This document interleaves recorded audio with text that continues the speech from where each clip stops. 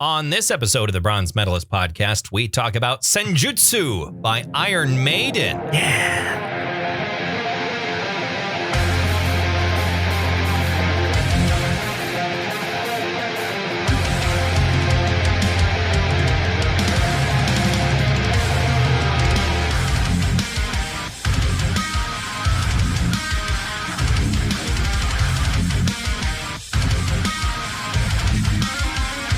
Hello, everyone. Welcome to another episode of the Bronze Metalist podcast. I'm Kale. I'm OJ.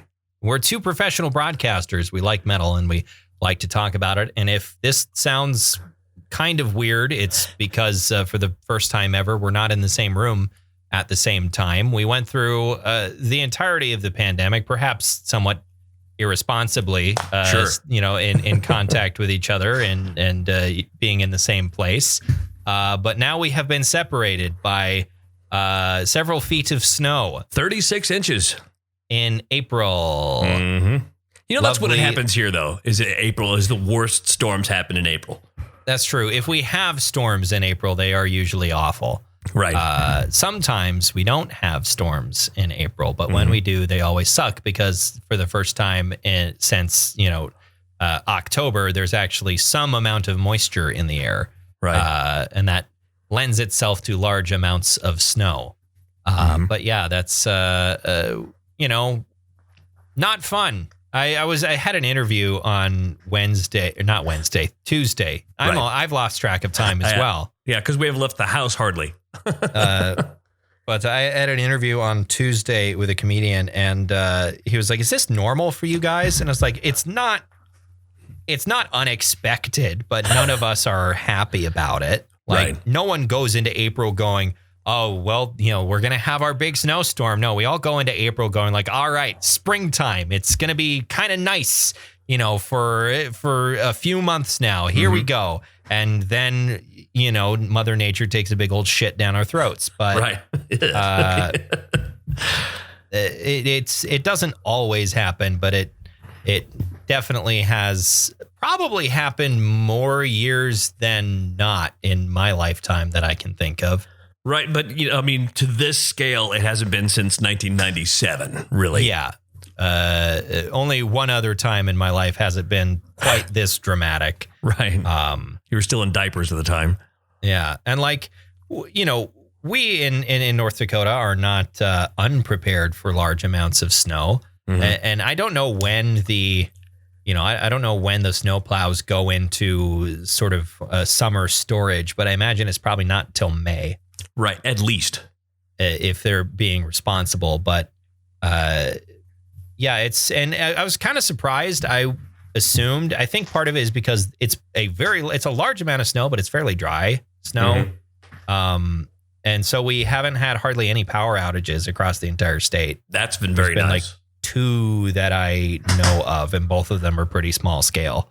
Right. Nothing in town. So that's been pretty good. We are not Texas up here, even if we are as red, if not even redder of a state. At the very least, our power grid can handle the strain of all of the people needing to turn their heaters on.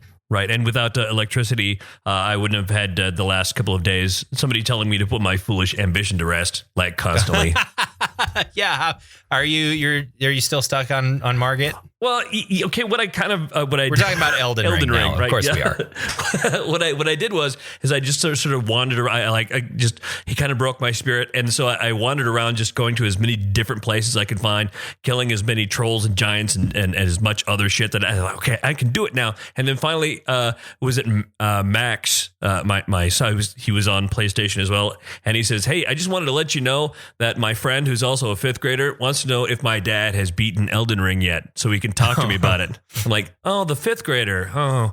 And then like, what do I do? And the Max is like, "Just play the story, dude." I'm like, You're right. Go back to playing the story. And I went back to playing the story, and God, he's handed me I got him down to a sliver, a couple of times, and then nope. Have you tried summoning Rajir?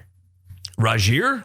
Yeah, there is a summon sign on the ground right before the fog gate. And his name is Sorcerer Rajir, and he can help you out. I've been using the jellyfish. Well, you can use both. You can use both? Fuck. Yeah, there's a golden summon sign on the ground right next to the fog gate. And you can summon him and he'll come in and help you fight. That's what I ended up doing. Mm-hmm. I don't quite have the patience to keep on trying again and again and again and again. If I have an opportunity to use a summon, eventually I will use it if I'm having a tough time. But right, and I'd switch things up. In fact, I'd sort of optimize myself. I was trying to use my shield, and I've been doing guard counters with all the other shit, but it doesn't seem to work as well with Margit.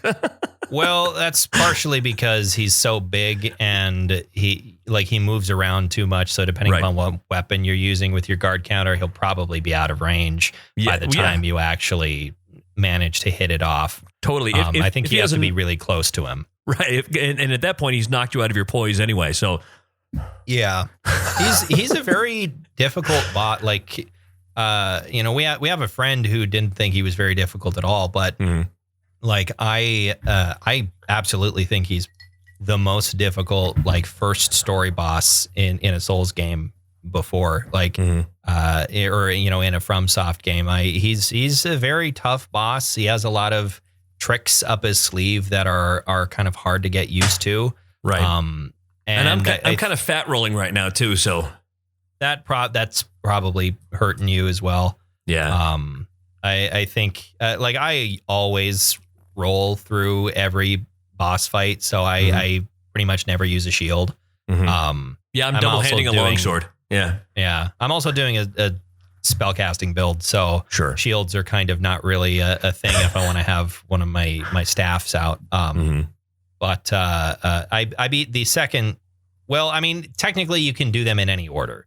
I don't think you don't need to do Godric first, but after you get to Margit, you get into Stormvale Castle, and then Godric is in there, and I beat Godric. I can't remember when that was. I think it was Monday night. Yeah. It was Monday night or something. I beat Godric, and then I've been exploring around some other parts of the map. There's part of a map called Liurna that I've been exploring around, and finally got to the quest giver for the central character of the main quest line that I am interested in doing, because there's a magic sword you get at the end of it. And so I finally got all the way to her and found her. There's a crazy castle manor that you have to work your way through first. That is chock full of the courtyard is full of these giant fused together hands. Oh, and they're my just God. hands that move around they skitter around like spiders. I found out by the way that those are very susceptible to fire. Probably so. I just hit him with a big sword. I've been using a claymore, and it was. I have a claymore in one hand, and then I have my staff in the other hand. And depending upon what I need to do, I'll two-hand the claymore. I have a magic Ash of War on it that lets me cast Glint Blade Phalanx, which has been really good for lower level enemies.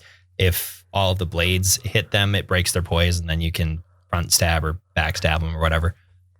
So that's been really good. I've been sort of figuring out, actually putting it together, and I upgraded the ever living shit out of my sword. Sure.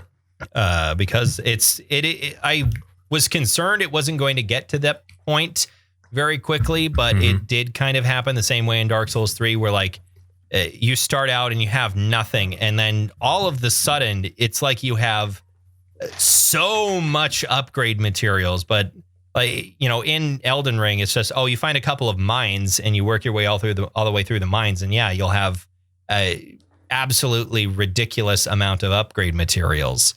So I could probably fully upgrade my claymore, but I don't know. I'm kind of waiting to do that until I hit a wall again. And this is not working. I need to upgrade my claymore.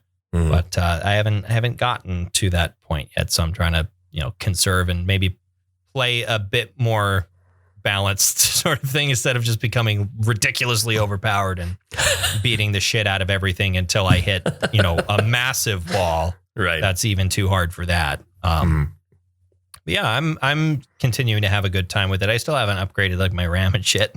that I've been saying that I'm going to do for a month now, and I haven't done it. And it occasionally does stutter really bad. And I'm starting to think my nice controller might be experiencing some amount of drift on the left stick. Oh no! It did come with a tool to tweak like some of the springs in there, so I might have to give that a shot, because occasionally, every once in a while, my character will start gently walking forward for no reason. So, like every once in a while. So I might have to give that a tweak. Otherwise, I'm going to be really fucking pissed off if this quite expensive controller has stick drift, like so many other fucking controllers these days do, because for whatever reason, the companies that make them can't be fucking bothered to fix it. I'm pretty sure I got a return policy on this thing when I ordered it. So if it's the sort of thing that continues or gets worse, or that I cannot alleviate, maybe it'll qualify for that, and they'll send me Amazon will send me another one, but I don't know. Who knows? But, and yeah, it's just been, what's up? The controller that I'm using is your old controller, and there's no sticky on the thumb. Yeah. Well, because the person who had it before me had acidic sweat. Oh, geez.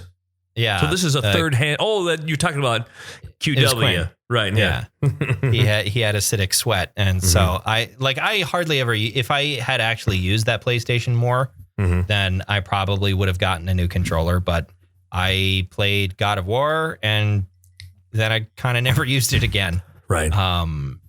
Even though there were a lot of other PlayStation games that I wanted to play, I just never got around to it. And I was just like, fuck it. I don't care. And like maybe someday I'll get a PlayStation 5. I really don't like, I don't see that being anytime soon. Also because you literally can't buy the fucking things, but maybe sometime soon. I don't know. Because I think most everything is like, they actually managed to make most everything backwards compatible this time. Yeah, that's what I understand. Between 4 and 3. Like the aforementioned Elden Ring, actually, they did make 2 different versions of it, but when you buy it, they give you both. Okay.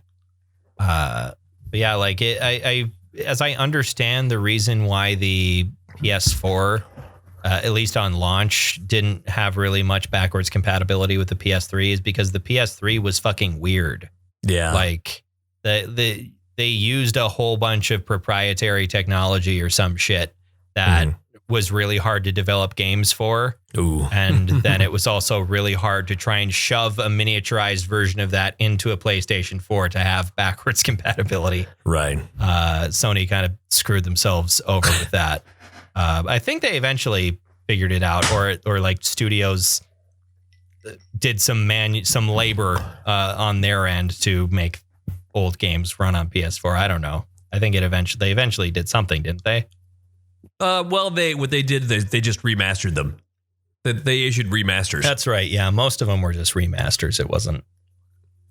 But anyway. Do you want to talk about Iron Maiden? But I love Iron Maiden. I've loved Iron Maiden for a majority of my life. Yes. So let's talk about the album. This is probably going to be a short episode because it's weird recording over the internet. It is. It feels weird. The energy is very different. Right. I mean, yeah, we're in the room together. We're sharing a beer. You know, I mean, we don't share one beer. I'm stone cold sober right now, and I don't you like don't have it. any beer.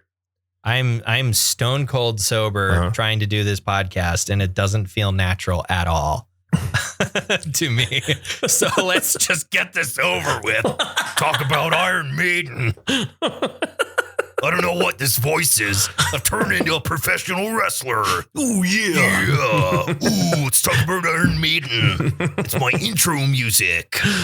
Oh.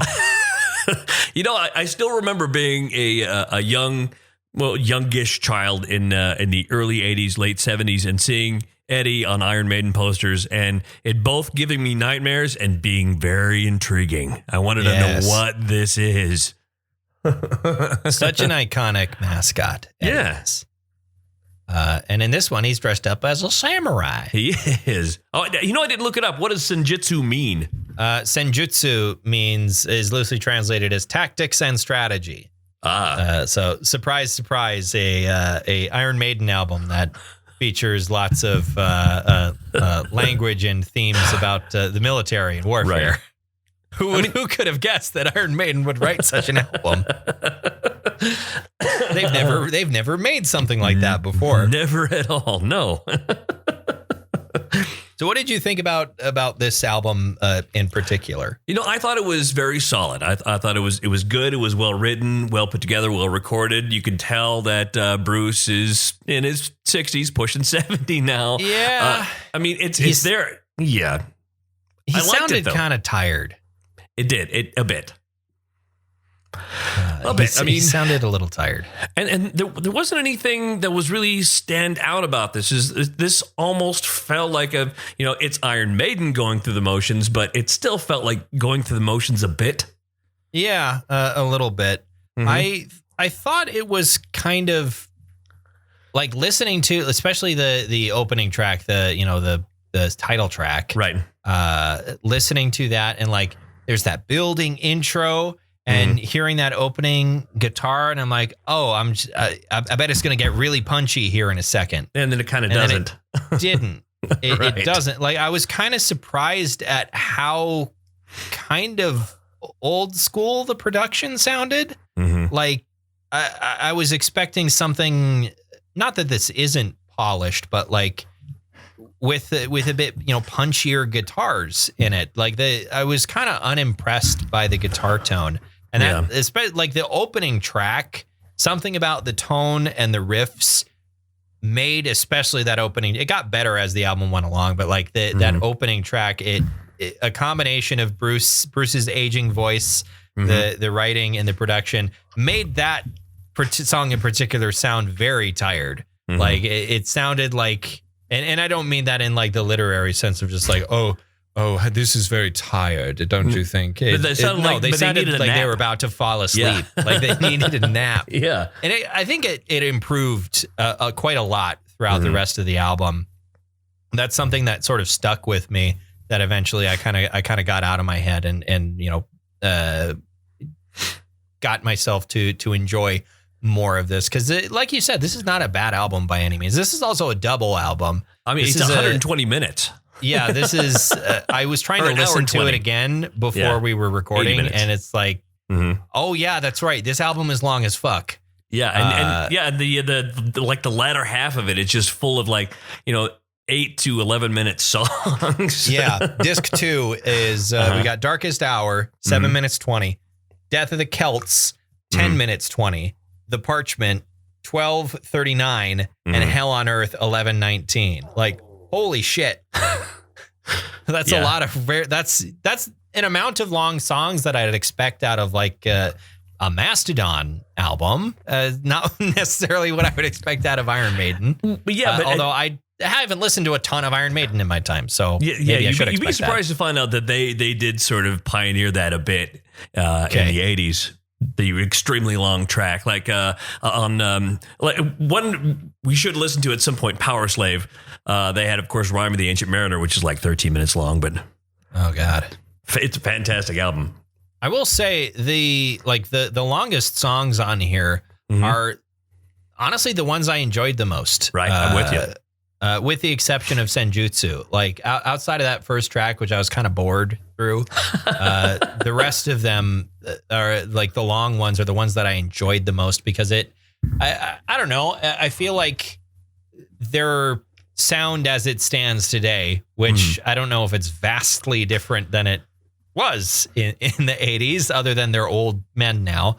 Right. But like as it stands today, I feel like their sound and their energy kind of lends itself to those longer songs a little bit more. They're able to deliver on the epics just as well as they ever have. But like the shorter, kind of more energetic ones feel a little like, really, you're trying to do this. Like, I don't know if you can keep this up. You're too old for this. I guess I don't get that feeling on the longer songs. What the hell is it? Popped into my head because I looked at the song title. There was a moment where I was listening to it last night for the first time, and again tonight for the second time, where I laughed out loud at the song "The Time Machine," where Bruce Dickinson goes, "Let me show you my time machine," or something like that. And it's just like, God, what? It was so cheesy. It made me laugh out loud. Or it was like, "Have I shown you my time machine?" or something like that. It was. It made me laugh. It was very cheesy. Endearingly so, but it was kind of like, it was funny. To me anyway. It all kind of makes me wonder how many more of these they're going to do. I don't know.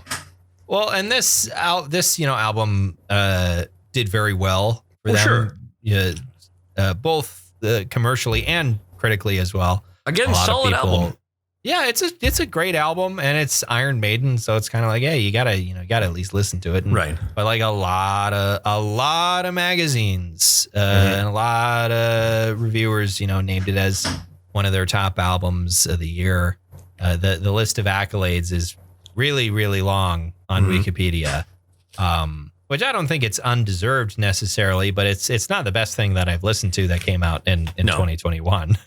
But I'm 26 years old, so me saying that doesn't carry a lot of weight. My old neighbor and I discussed, the fact that there's not a bad Iron Maiden album. Even their worst albums are still great albums. What are their worst albums? Oh, man, I don't even know. Because I kind of fell out with them for a while there. I kind of got, stuff in the 90s. A lot of the stuff in the 90s, Bruce left for a bit. And I don't know. Wow, I didn't realize that Bruce Dickinson left Iron Maiden at one point. For a brief period. Yeah, and he did a solo career. If you ever get the chance to listen to the album, his first debut solo, "Tattooed Millionaire," okay, it's actually pretty damn good. "Tattooed Millionaire." Yeah. That was back when he was, he's, what I'm going to do? I'm going to make a solo album or two, and I'm going to be an airline pilot. That's what he decided he was going to. That's what he did for a bit. Ladies and gentlemen, your pilot, Bruce Dickinson. Yeah!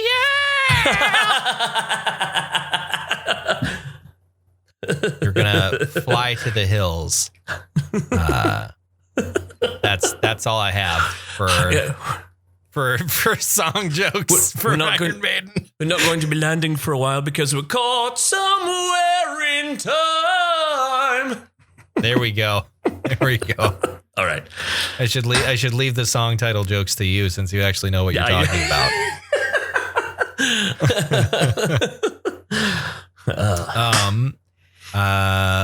There was something that occurred to me to talk about, but I do not remember what it was. Do you think this album slaps? Yeah. Sometimes it does. Sometimes, yeah. Not always. Again, these are old men. Right. I remember what I wanted to talk about. The one of the singles that they released for this was "Writing on the Wall," which is a song that I thought it was again kind of boring. It was a weaker track. It's one of their weaker tracks, and they released it as one of the as like the lead single off of the album. And it's, why this one? Why'd you do this one? Yeah, I think the best track on the album is the last one. I mean, "Hell on Earth" is great. I thought "Hell on Earth" was really good. "Darkest Hour," really good. We're getting a little bit ahead of ourselves. Oh, sure. Score.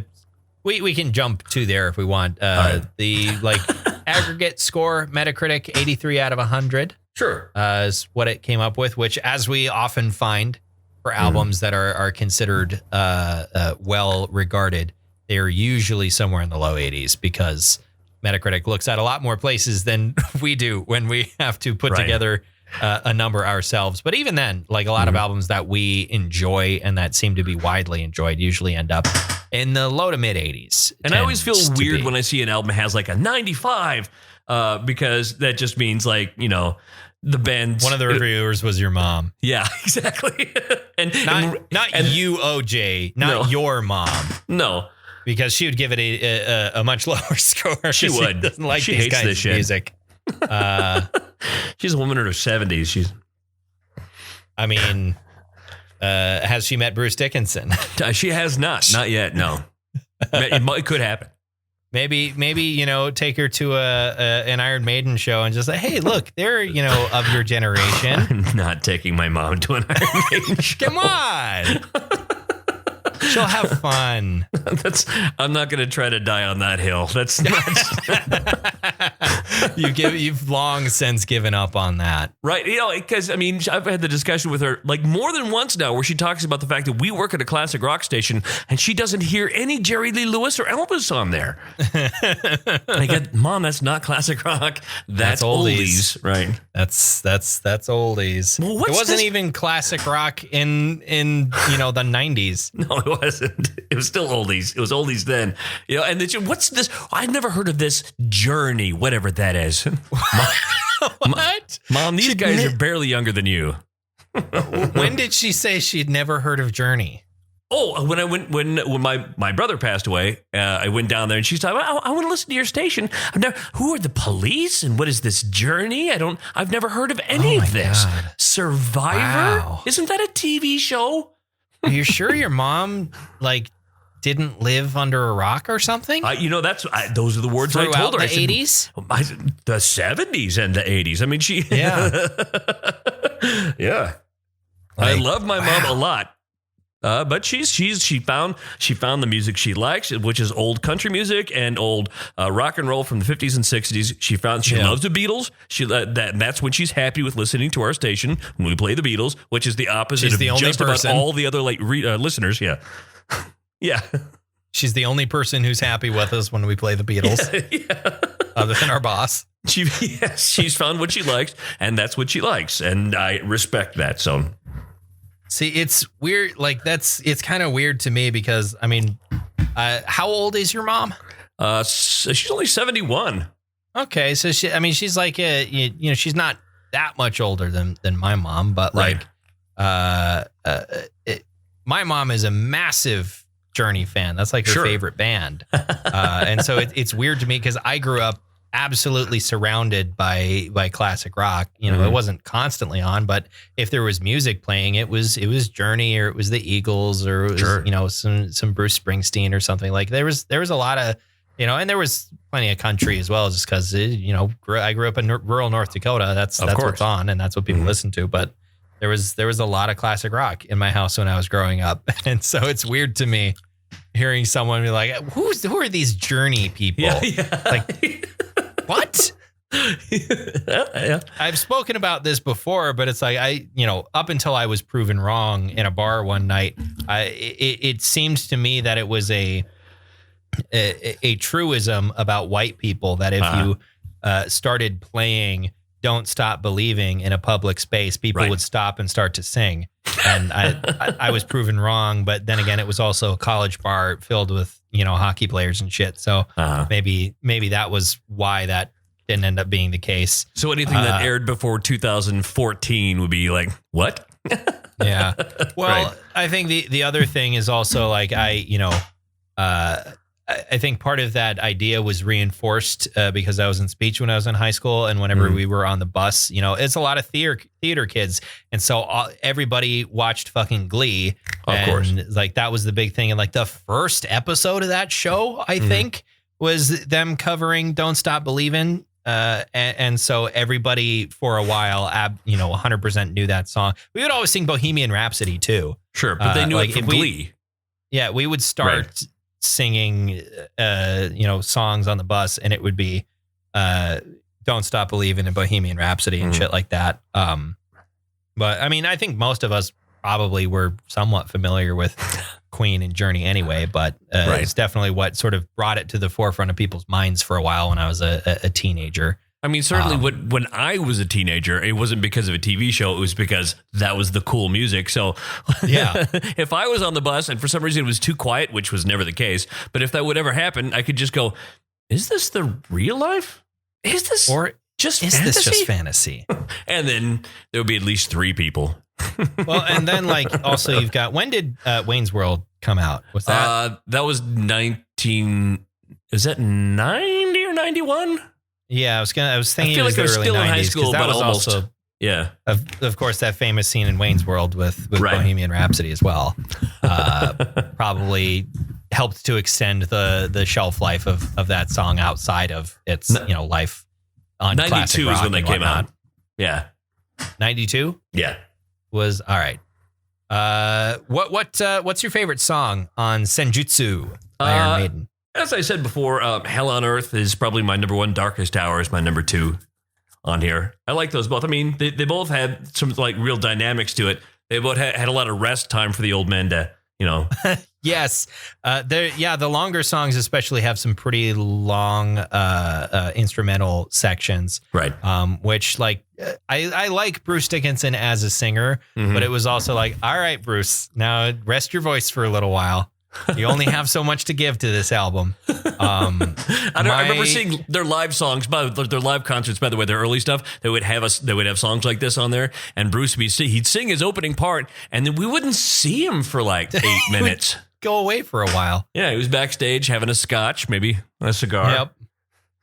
I mean, he could do the oh no, why can I remember his name? Whenever like all that comes to mind. Yeah. I should know the man's name off the top of my head, but all that comes to mind is Puffy Face. Brie? Talking about Brie? James LaBrie. Jesus. All that comes to mind is Puffy Face. It's gotten so deeply ingrained in my mind. Right. He deserves for me to call him by his name. Yeah. Like it could do what James LaBrie does when it's a very long instrumental part of a Dream Theater song when he pulls out his tambourine. Sure. Because he left his triangle in the car. Yeah, Bruce Dickinson playing the tambourine. Yeah. Imagine it. It'd be great.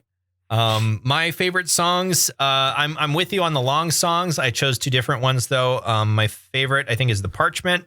Right. And then I also quite enjoy Lost in a Lost World as well. Also good, yeah. Because you can just kind of sit and sort of just get lost in the music and the riffs for a while. And right. I really enjoy that. And I like the Parchment and Hell on Earth as well, Darkest Hour. I like all the disc 2 songs. Yeah, that X-Men really, song they did. Yeah, and the Days of Future Past. Yeah. I thought that was, it's like, do they know that's a thing? But, okay. If you ever listen to now, if you get a chance, spin the album Peace of Mind, and you might go, yeah, they knew it's a movie reference, because most of the songs on that are like, hey, there was this movie called Dune. We wrote a song about it, and that sort of thing. We really like Dune. Yeah.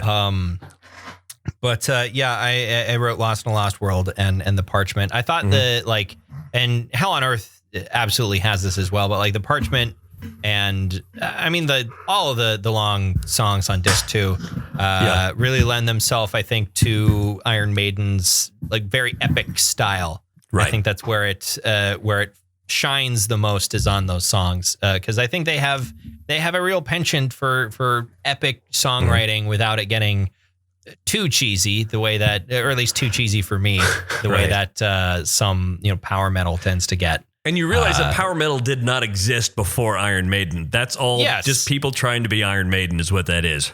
Yeah, they were definitely, I think, a huge influence on the genre. I mean, the huge influence on anything metal, right? That came after them. But what metal are you bestowing upon this, like Maz Kanata to Chewbacca? Well, as much as I love Iron Maiden, I love this album. I mean, I'm going to give it a silver. I'm with you.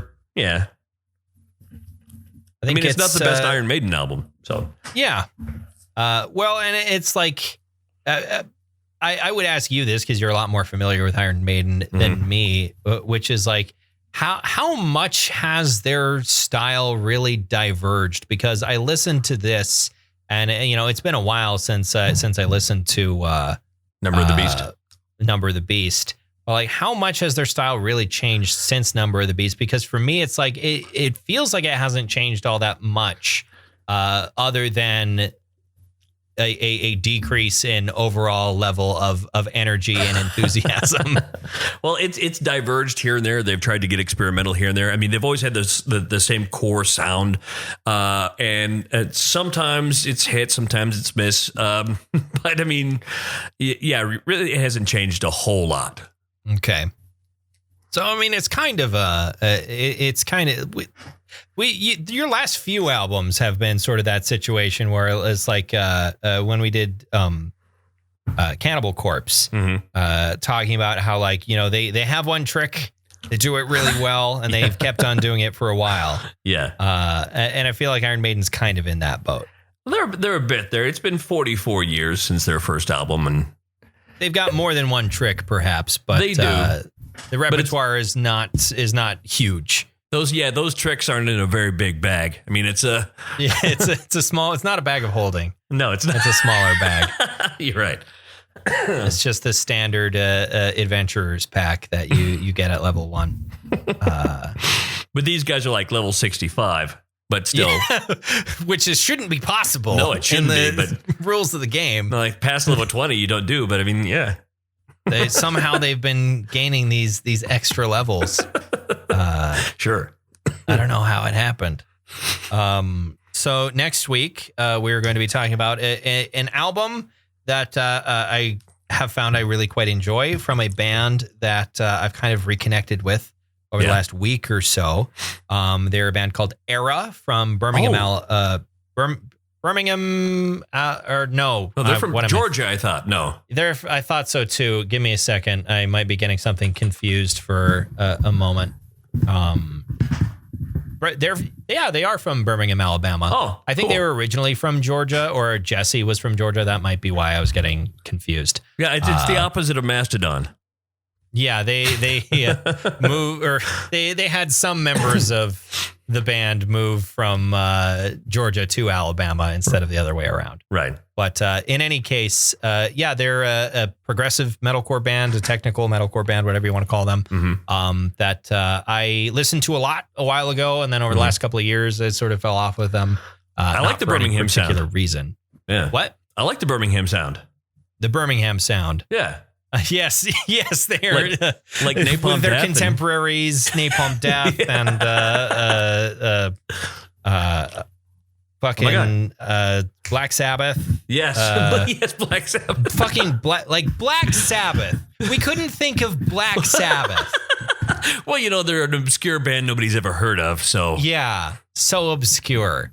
But they're I really enjoy them. So we're gonna listen to their self-titled album that came out last year. Cool.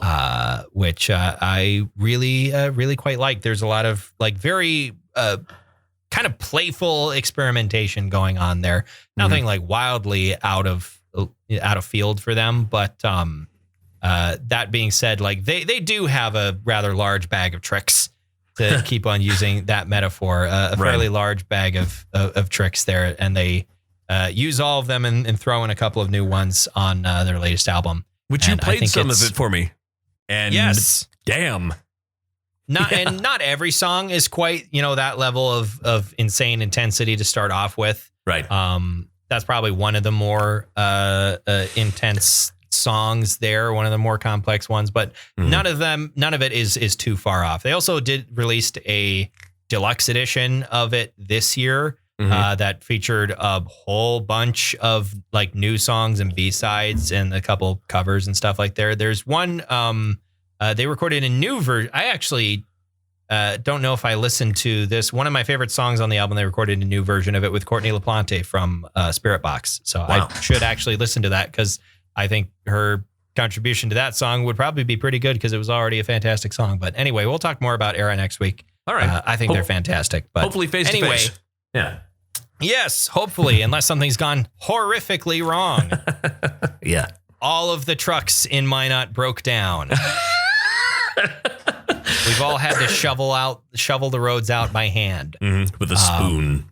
With a spoon.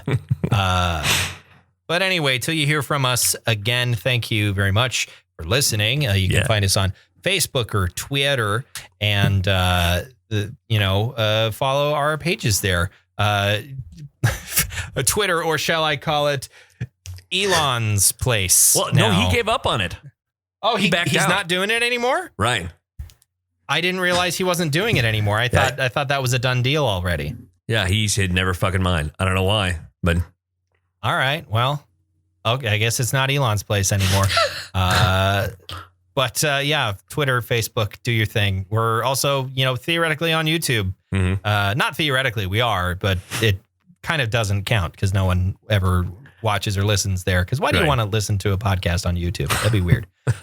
You can download this if you're using one service. The other service, we've got Apple Podcasts and also the Libsyn service.